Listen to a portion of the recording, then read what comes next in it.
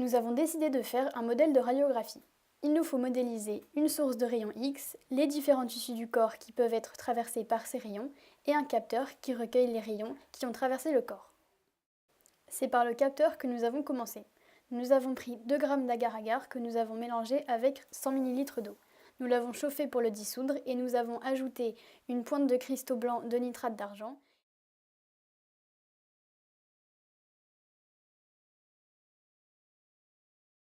Et une fois homogénéisé, nous avons coulé ce mélange dans 2 boîtes de pétri différentes.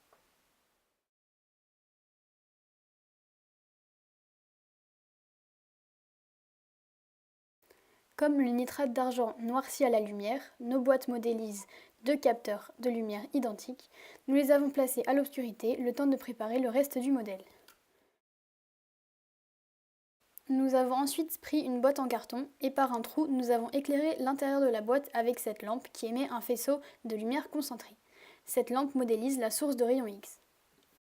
Nous avons ensuite préparé 2 flacons identiques contenant l'un de l'eau et l'autre du lait dilué. Ils représentent 2 types de tissus différents qui ont une capacité différente à se laisser traverser par les rayons lumineux. Dans la boîte, nous avons d'abord placé le flacon d'eau sur le trajet de la lumière et nous avons fixé notre capteur dans le fond de la boîte face à la source lumineuse. Nous avons fermé la boîte avec un couvercle, ce qui nous permet d'être sûr que si le capteur reçoit de la lumière, c'est celle qui traverse le flacon et non la lumière ambiante. 3 heures plus tard, nous avons observé les résultats. Le nitrate d'argent a noirci, ce qui montre que la lumière a atteint le capteur.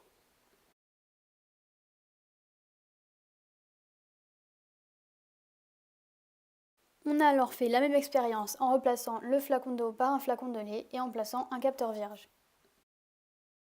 3 heures plus tard, le nitrate d'argent n'a pas noirci, la lumière n'a donc pas ou peu traversé le lait dilué.